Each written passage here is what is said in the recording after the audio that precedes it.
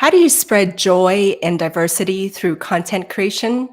Join me today with Bree Clarke, the founder of the Plant Project and the IMAN Project, as we discuss those today on the Fanny Dunnigan Show.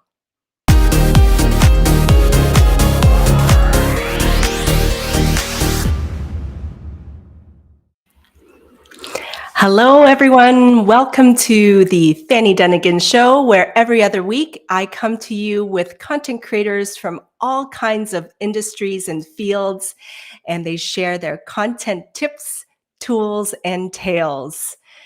Good morning, good afternoon, good evening, depending on where you're tuning in from. Welcome to the show. My name is Fanny Dunnigan. Okay, so as those of you that have been following me for the since January for season 3, you'll know that I now share with you all some show notes that you can take and type in your thoughts and points that you gather from the guests that we're going to feature. So be sure to go to this link here, and we'll put it in the comments as well. They are the show notes. It also has my content tip in there. And so that way you can reference it as you watch the show and take notes along the way. And you'll see when you open it, this is what you'll see right there. And it's going to have my content tip of the week, which I'll talk about very soon, as well as a place for you to take notes while you're watching the show. Okay, let's get to it. Let's get to the content tip of the week.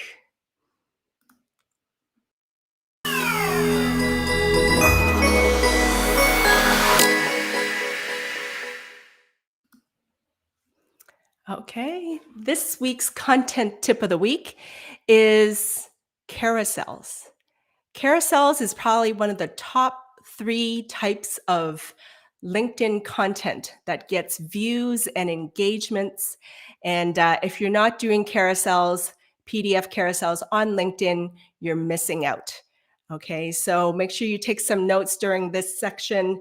This is a template that I'm going to share with you as to how and what to put in your PDF carousels for LinkedIn.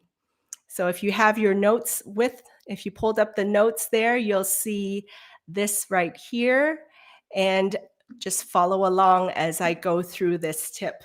So LinkedIn PDF carousels are basically things that you can flip through and get tips and insights and share with your audience.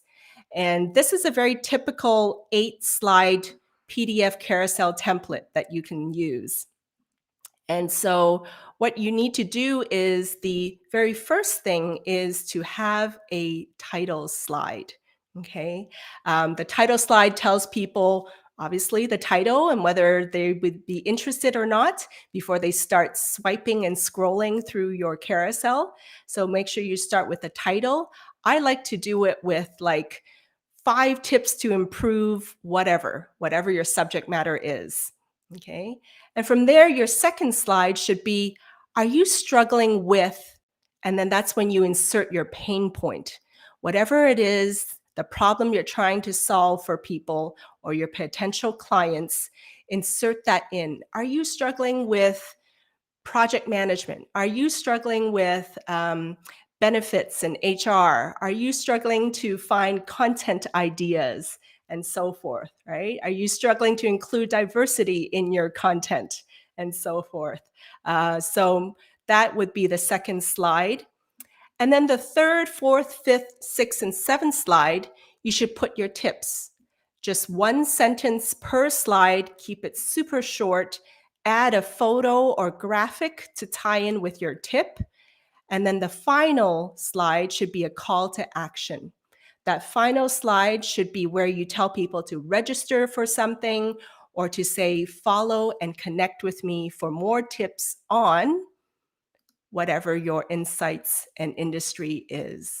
Okay, so there you have it, a quick template to create PDF carousels on LinkedIn. They're super popular and high in viewership. So make sure you go and do that. Title, pain point, 5 tips, and then a call to action. Okay, and that's my content tip of the week. Awesome. Okay, so now let's get to the star of the show.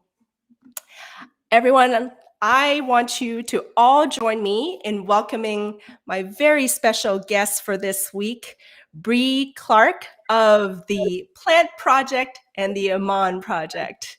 Welcome, Bree. Hi, how are you doing? Thank you. I'm doing great. Thank you for joining me today. Thanks for having me. I'm just like taking down notes from like your tips. I just told my husband, I was like, this is like really, really good. This is crazy. I didn't even know all this Oh, stuff. yeah, thank you. Yeah, it's like slightly different from Instagram, which I know Yeah, you're like, yeah, Instagram's your jam, right? yeah. Instagram was my thing, but it's like I need to Yeah, start broadening and different areas and stuff. So, but you know how it's like learning stuff new. It's just always just it's little. awesome. Yeah, I'm here to learn from you today. But before I do that, I want to tell everyone your amazing bio here. Everyone, Bree Clarke is an award-winning TEDx speaker, media personality, and leading community influencer. She's the founder and creative director of the IMAN Project. We're going to have her talk a bit more about that. A lifestyle brand that builds a diverse community through design and style, ensuring everyone has a seat at the table. Its goal to show diversity is more than a hashtag, for sure. It's more than a race, it's a vital resource in connecting individuals in the DFW Metroplex. She's combined her passion for design as well as a purpose of community by creating magical spaces, experiences, and opportunities through many concepts. And wait till I show you guys her Instagram page. It's just going to blow you away. Bree seeks to empower others and bring people together no matter the color of their skin, style, and background, age, religion, or opinion. And her passion and purpose has certainly not gone unnoticed. It's been featured on Good Morning Texas, WFAA, CW33, NBC, CBS, as well as published in magazines such as Forbes, Martha Stewart, D Magazine, and many, many more. And she never wants to forget why she started and to continue to build and create a beautiful community while think of others' needs and wants. Bree, Oh, amazing. well, that makes me sound like, oh yeah. But I want to hone in on this point about you never wanting to forget why she started. So Yeah. tell us, why did you start the Plant Project and the Iman Project? Walk us through a bit of like how you got to be where you are right now.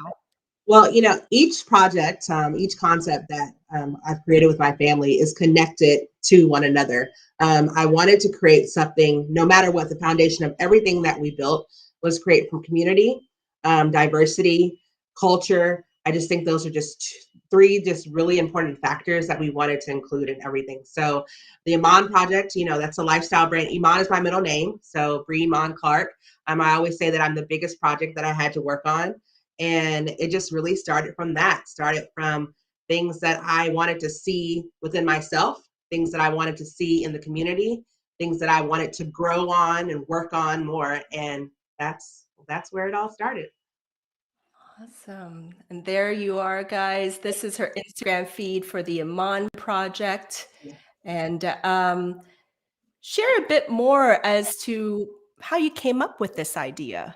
Like, of So all the things you could have done, why this? why the Iman Project or why the Plant Project? Let's start with the Iman Project. Okay, so I grew up a in an area where I was around all types of people. My parents made sure that I got to experience everyone of all backgrounds, races, religions, styles, and no matter who you were invited to my parents' table. My parents would throw literally to their table. They would throw these dinner parties, and I was never one that had to go to the room and not talk to everyone. I got to like create the floral arrangement and create the tablescaping and stuff. And so I was always like engaged with people who didn't look like me. I was engaged with people of all sorts. And I just thought that was just a huge component to who I am today and created a foundation for who I am, the way I think, the way that I feel, the way I react to things. And I just think it was just so important for everyone to create other cultures to create other environments, not just who they are, where they came from. So with the IMAN project, I wanted to focus on workshops, and those workshops are not just workshops of Yes. creating beautiful floral arrangements or building a farmhouse ladder or a little coffee table or Mm. calligraphy. It was really digging deeper than that. I wanted to create a place where everyone came to the table, while not only were you building with your hands or learning how to create these floral designs, but you were learning with your heart. You were having conversations that you probably would have had conversations with someone that you had never met before, taking you out of that comfort zone. So that's really what the IMAN project was just about. I was just creating a space for everyone because I had a chance as a child to learn and be part of all like all circles. And I just think that was just a Love really, it.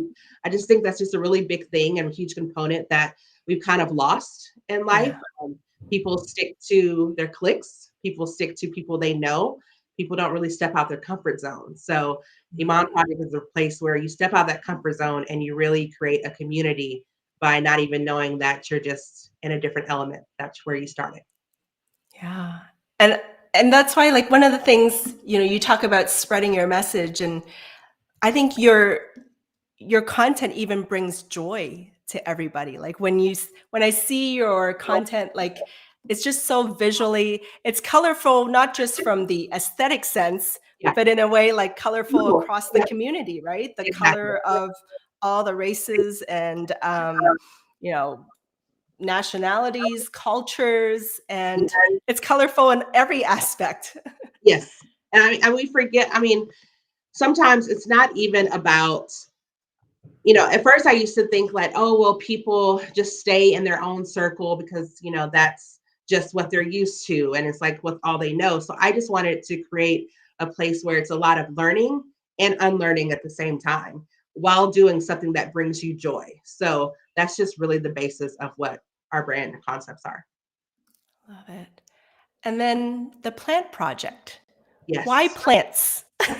Well, I grew up with a lot of plants. My mom is a huge gardener. She did everything outdoors. And while she did all the outdoor gardening and everything outside, she had me take care of all the plants inside to keep me out of trouble, keep me busy. I watered, I wiped them down, I pruned them, I grew them. So it's something that was already innate. I've always loved plants. And it was April, I think April 2020.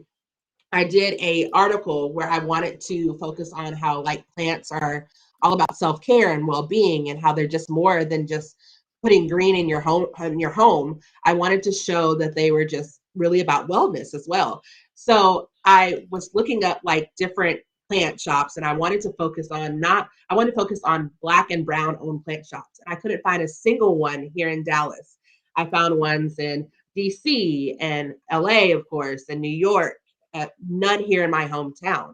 So I was like, okay, that's kind of odd. And that was April. And then I like kind of mouthed out to one of my girlfriends and my husband was like, I'm going to open a plant shop. And then it was just kind of like, okay, whatever. So that was like in April. And so it came back to me again in November. And so we created the plant project in 7 days in November, opened it November 28th. And it was rooted from the lack of diversity here in Dallas. And that I wanted to create a place that no matter who you are, where you're from, your background, race, religion, that you could experience plant joy too. So that is how the plant project came up.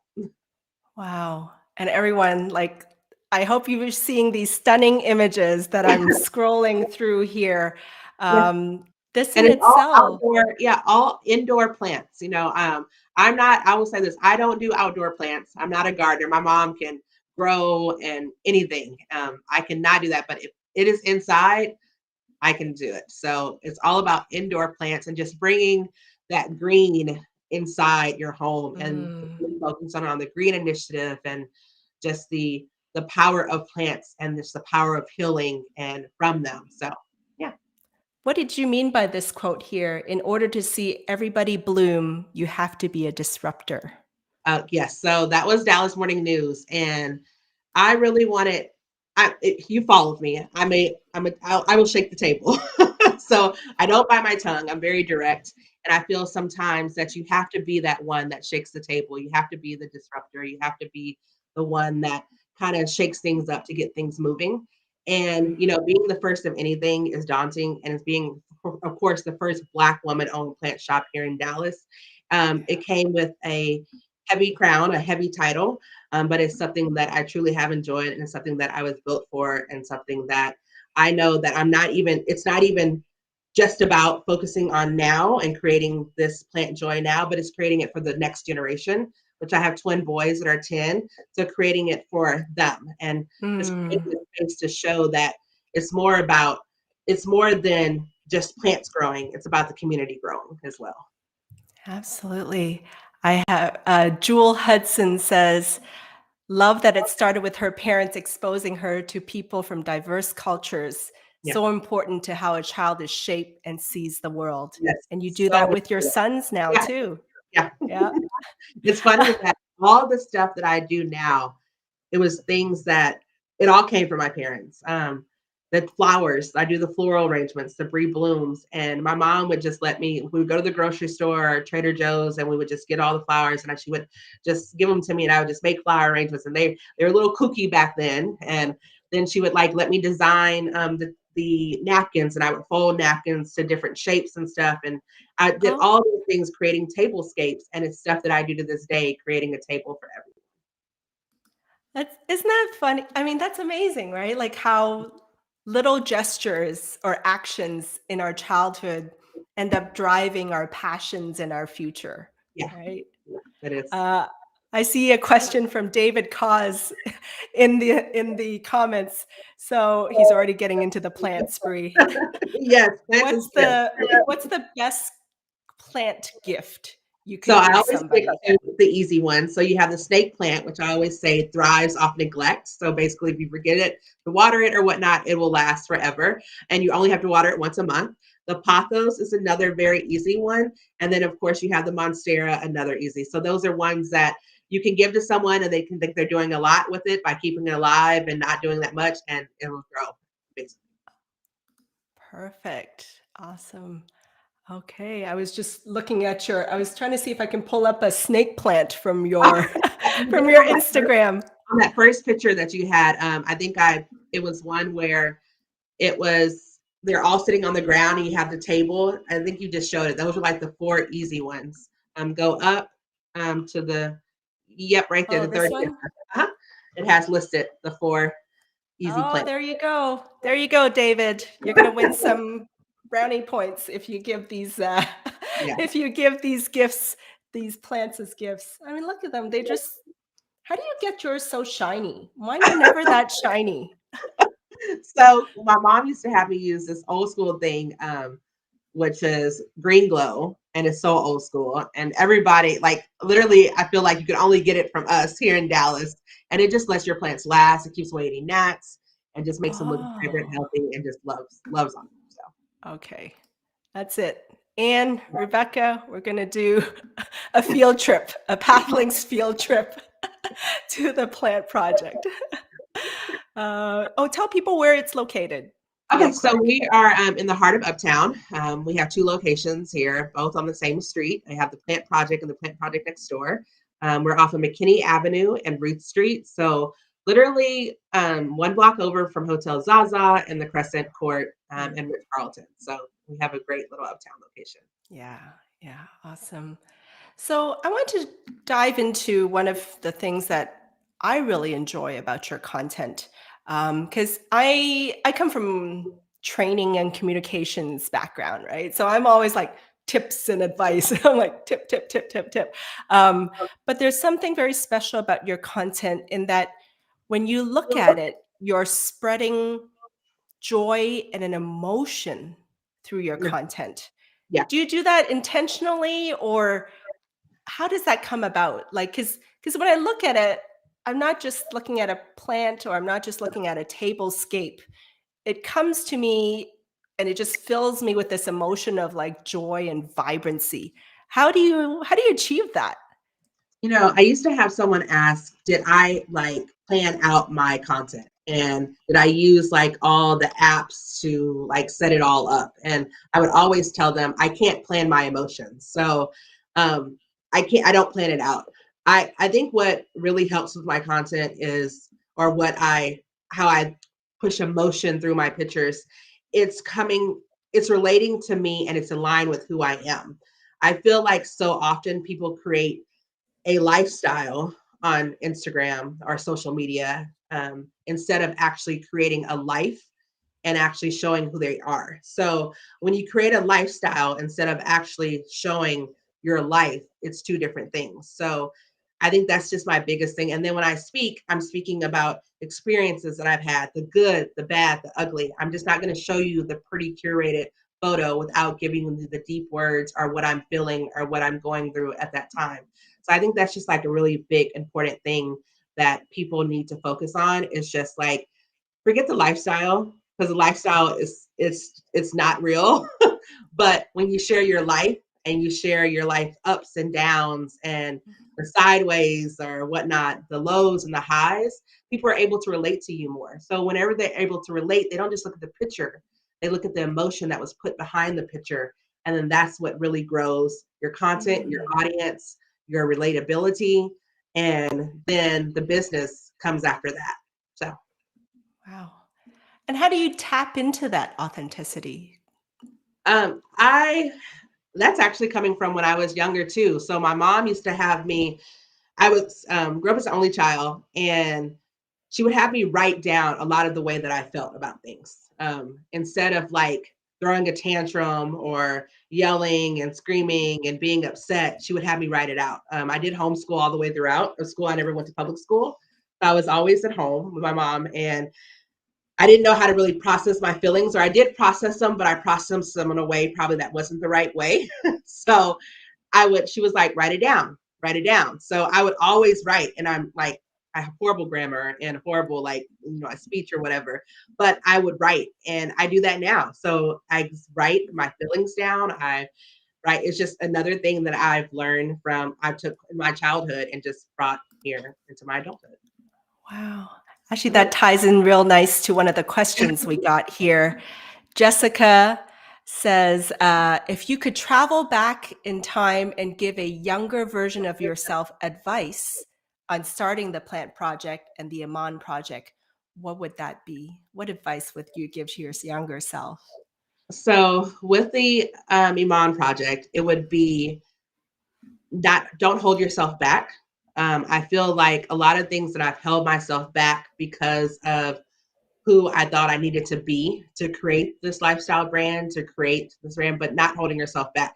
Um, as children are younger, you kind of just like are free and you just like, you don't Yeah. like, you just go ahead and you do it or whatever. But as you get older, you start thinking of things around you, you start looking next to you. And so just more so just really not holding myself back from just starting. I think of so Mm, long that it just took me so long to start when I already had the tools that I needed to start. And so many mm. times we don't think we have what we need, but I would have told myself just like, you have it already. That darn fear Yep, gets in the way. exactly. Yeah. Anything with regards to the Plant Project? Any advice to Um, yourself so with the that? plant project, I would have been to give myself a little bit more credit with it. I remember when creating it, at first, like I was like, okay, yeah, I'm gonna get the plants from Home Depot or get them from Kroger, and then I can sell them, and then what you call it. And I just kind of thought it was just an idea of mine of just creating diversity, a place for community and plants to grow. When it was actually more than that, and just giving myself more of a push and more confidence. The same thing is like I think I lacked confidence in what the potential of the plant project was and could be. So I think that would be a big thing. Yeah, Awesome. 7 days to launch is a quick launch. It's ridiculously quick. But that's, I mean, in a way, then like fear can't stop you because you're like Yeah, already, the train has already left the yeah. station, right? And that's why I think about that too often. It's just like people are like, "Oh, well, aren't you fearful?" And I was like, I'm scared all the time. Like I say that all the time. I just don't I don't dwell on the fear. I don't harp on the fear because I think that fear is just will keep you where you are. But what I've never lacked is courage. And so the courage always outweighs the fear. And the courage will push you to go harder, push you to be more in what the fear is pushing you down. The courage is strong enough to lift you up. Mm, I love that. That's a tweetable moment. We have to come, Rebecca, we have to come back and get that quote and we'll highlight it. Yeah. That was awesome. Yes. Jenny Robinson asks, do some plants help clear the air in your home more than others? Yes, yes. So you have the peace lily. It's an excellent air purifier. Your snake plant, the one that dwells on neglect. Also your pothos. They're great air purifiers. Your ferns. You have a lot out there that are awesome purifier, and even the aloe vera. So, yeah. Oh, aloe vera even. Yep. Ah. Actually, this is random, I know. I have an aloe vera plant that's, Uh-huh. like, turning lighter and lighter green. I don't know why it's It's lost not, its it's not getting what. enough light. Okay, I'm sorry. Not getting enough light or I'm humidity. using the So show for water, my own selfish reasons. yeah, take it off the shelf, put it by the window, and get it some light. Oh, I love this question we're getting from Jenny Robinson. Bree, do you use plants as analogies in your posts? For example, bloom where you're planted, the importance of strong roots, reviving a plant when it's looking tired. Oh, great question, Jenny. Yeah, What do you well, in think, order to Bree? grow, you have to dig deeper. So, yeah, so I use a lot of little plant quotes and stuff. I think everybody uses bloom where you plant it. It's funny that you don't really realize how connected plants are to people or people to plants. And so you really it's actually pretty easy to use analogies in your posts and be able to create the content related to plants. I mean, we're just as humans and as people just trying to grow, we're all trying to nurture, we're all trying to get, and I go back to like, we're just like a complicated house plant. We need water, we need sun, we need to be talked to. I think we're all complicated house plants people. Oh So my God, that's the best. That's the best one there, right there. Oh yeah, actually, Jewel Hudson says, "Plants give me life. I'm one of those who talks to them yep, and and gives gives them them a names." name. Do you name your plants, Bree? Yes, and actually, my husband's like really good at it. Like, I'm like a horrible fiddle fig person. I used to think I was really good until I think I lacked the patience with him. But my Carlos, he's like excellent with that, and I swear that he talks to them and he like names them. And but it's really it's true. You talk to them and you build a relationship with your plants. So, I love it. Um, so let's jump into your other passion, and that's diversity and inclusion, yes, right? You spread your message through all your different platforms. And like you said, the highs and lows, what makes you proud and angry, put it all out there, right? And one of the things that even for me as a Chinese person, right, as a content creator that's Chinese, um, I really still don't see enough minority women that are sharing their voices. And it's so important, but I'd love to get your take on that. Why yeah. is it so important? Why do we need to raise our voices? I say in all that I do these two words that representation matters. I as growing up as a little girl, I would see my mom creating these beautiful spaces for all. I would see her gardening and seeing her create these floral arrangements and stuff. But I would see only my mom doing it. I wouldn't see other women that look like my mom or look like me. So um, that's why when I opened the shop um, here in Dallas, and when I would see little black and brown girls come up, or any kiddos of background of different races come up, I would make sure that I would go and connect to them because I think it's so important as our youth and as that next generation is able to see someone that looks like them creating something and creating a change in the community. And so I feel like you said there you don't see a lot of women of color um, doing in places where they should be, and why I feel that is so important as me being a black woman owned plant shop to show how vital and how important it is to be as that minority woman in my position and with my voice. We're taught as black women that you can't speak up too much or you're deemed as the angry mad black woman, and those days they're over. And I would see like my mom not really voice her opinion or say what was on her mind. I would see my grandmother not do that as well. And I was like, okay, with my generation, that stops. Listen to me, hear me. And I think that's just so important because it's just not my voice. It's creating a voice and a time for others in the next generation to hear, listen, understand, and see how important or how vital it is for a minority woman's voice. Yeah.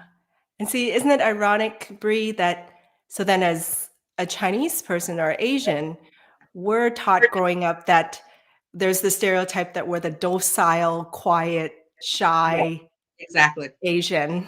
Yeah, And so from so-called mad, angry woman to yeah, docile exactly. Asian, right? Like, Well, but opposite. at the Yeah, end, but both ended up like trying to keep us silent, yeah, right? And I do feel a responsibility that even if we talk, like we just have to get our voice out there, yes, yeah. um, And and I not feel let like it hold that's us back. why I think that was so important with the workshops that I did and I hosted, because I feel that, of course, in 2020, everyone wanted to speak about color, everyone wanted to speak about diversity. Um, and I feel like when I first started doing the workshops in 2017, I would use diversity and inclusion because that was a safe word to use. Those are the politically correct words when I was really talking about racism and talking about colorism and like really hard topics that people weren't okay with speaking with until 2020. But I feel like those are conversations that we've always had to have, those uncomfortable conversations that were only uncomfortable for those that had the issue with women of color speaking on those topics. But it just showed the importance of those topics and that how they have evolved over the years since 2017, since Yeah. 2020, 2022, and how they're going to keep on evolving because of women like you and I, and because that we're showing that it's okay to speak up and it's important to do so at the same time. Yeah. I see in the comments, Lisa Ong, she says, as a DEI and belonging inclusion connector, she uses plant or flower analogies too. As a, oh, as a talent gardener. Yeah, Interesting. I like that. I like that. Awesome. Rebecca says, this is an important recognition of the differences we experience and are perceived as. Absolutely. Jenny says here, I didn't know about the verbal suppression. Yeah. And I do feel like, and I'd like to get your take on that, Bree. I think it's two ways, right? yeah, One is the suppression, and then also the other is I almost feel like we also have to take it upon ourselves to just speak up, even if we're not given an opportunity. We make our yeah, opportunity, right? definitely. I always say, because even with my personality, I feel I have a very strong personality, so people think that it's easy for me to speak up or it's easy for me to say things, talk about things that are uncomfortable. But even for me, at times it's difficult. And it's like that saying that, speak even if your voice trembles. So I know that I have to speak up. I have to say what is on my mind, speak about certain topics because it's not just about me. And that's what I just keep saying. It's just like it's bigger than me. It's bigger than a movement. It's bigger than a moment. And it's bigger than the moment and the time that I'm in right now. So once I think about that it's not even about me. It's about tomorrow. And that's what makes it a little easier and to actually get it done. Awesome. Thank you. And so, just and any tips for how we can go about spreading diversity through content? What would Um, you, what would be First your off, thoughts? you need to live it. Like I said, it's more than a hashtag. Anybody can type diversity and put it in a quote. Anybody can repost a Martin Luther King quote during MLK Day or whatnot. But you truly have to live within diversity. I grew up with a very diverse group of friends, and with my diverse group of friends, it wasn't just the color of their skin. It was their religion, it was their style, it was their background, it was their sex orientation. So in order to create a space of diversity and inclusion, you must live it. You must breathe it. I remember doing a TED being doing a TEDx talk in New York. I was so grateful to actually have that privilege to do it in New York because you couldn't get more diverse than New York City. And I feel like I was taken out of my space here in Dallas and given given there, shown shipped there to just really just speak in front of a diverse crowd, which showed the importance, even more so the importance on diversity. And that when I walked out on that stage, just seeing people of all backgrounds, all styles, all ages, and just think it just really showed that your message is for all ears and it's not meant to just be for one background. It's not meant to be to one race. And that's why it's just so important to live, breathe, and actually don't just write it down, don't just type it, but actually live a diverse life. Love it. Now, I saw one, we have a lot of corporate professionals here, right? Both Yeah. from the HR side, and Yeah. HR obviously has the human side and Yeah. D&I side, but then Yeah. there's also the well-being side, Yeah. right? And mental health and balance, right? And there was one post of yours that caught my attention Okay. for a lot of my corporate professionals out there in my audience. So I'm going to pull this up real quick here. And it is your plant shops for corporate offices, Work plans. right? Yeah. Tell me about this post Okay. and tell me about the purpose of that. Well, okay, everyone's going back to work. People are going back to the office after 2 years. A lot has changed then, and I feel like the corporate world. I'll say I'm not corporate. I always say that real quick. I got a sleeve tattoo, so I wouldn't have to go back to corporate. But I feel that corporate has shifted in the 2 years, and they really are focusing on not just coming in there, doing the work, clocking in, checking the emails, but also Yeah. the well-being of their employees. I feel that you heard a lot of corporate heard a lot of backlash on, well, I had a toxic work environment, or I was just overwhelmed, or I just felt like it was just so much going on.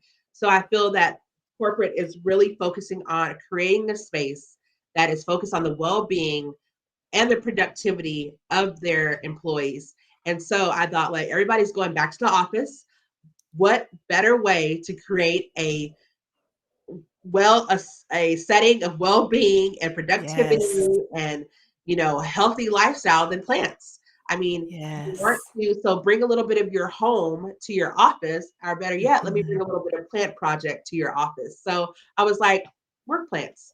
And I mean, everybody had their work from home, and so they're at their desk and they have plants around them.